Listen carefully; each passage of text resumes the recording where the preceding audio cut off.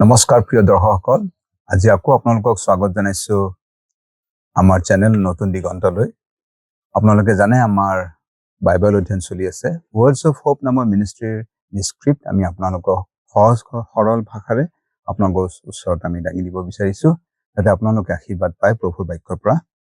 ইতিমধ্যে আমি যোৱা খণ্ডত আমি চাইছো যে প্ৰভু যীশুৰ বাহিৰে, প্ৰভু যীশুৰ অবিহনে মানৱ জাতিটো হেৰাই থকা নিচিনা, হেৰাই আছে, মেৰ আছে, গৰাকীবিহীন মেৰৰ নিচিনা হৈ আছে। আমি যোৱা খণ্ডটো চালো।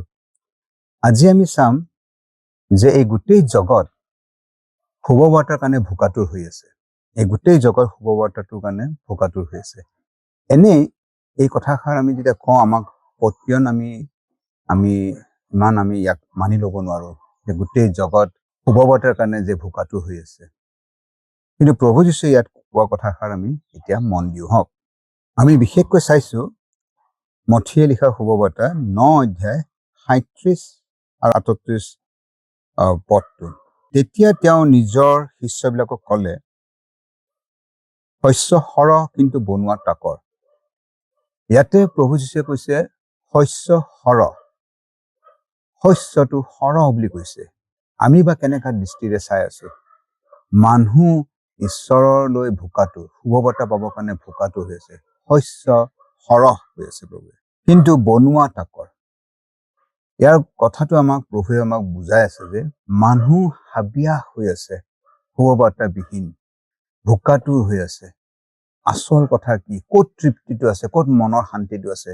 ধনক চাই আছে আৰু মান সন্মান সকলো বুটলি লৈ আছে। ক'ত আছে হৃদয়ৰ আত্মাৰ শান্তিবিলাক? মানুহে চেষ্টা কৰি আছে। ভোকাতুৰ, শুভবাৰ্তাৰ কাৰণে ভোকাতুৰ। কোনে গৈ পেলাই এতিয়া তেওঁলোকক শুভ বাৰ্তাটো দিব? সেইকাৰণে প্ৰভুৱে ইয়াতে কৈছে শস্য সৰহ, মানুহ প্ৰিপেয়াৰ্ড হৈ আছে, সৰহ প্ৰস্তুত আছে। ইয়াতে খালি আমি গৈ পেলাই ক'ব লাগিব প্ৰভুৰ মৰমৰ কথা, প্ৰভুৰ সেই ক্ৰুচৰ কথা আমি ক'ব লাগিব, য'ত ঈশ্বৰে মানুহক মৰম কৰি পেলাই নিজৰ বনালে।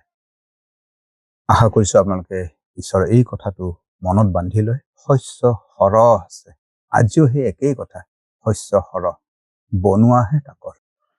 ঈশ্বৰে আপোনালোকক সকলোকে আশীৰ্বাদ কৰক। ধন্যবাদ।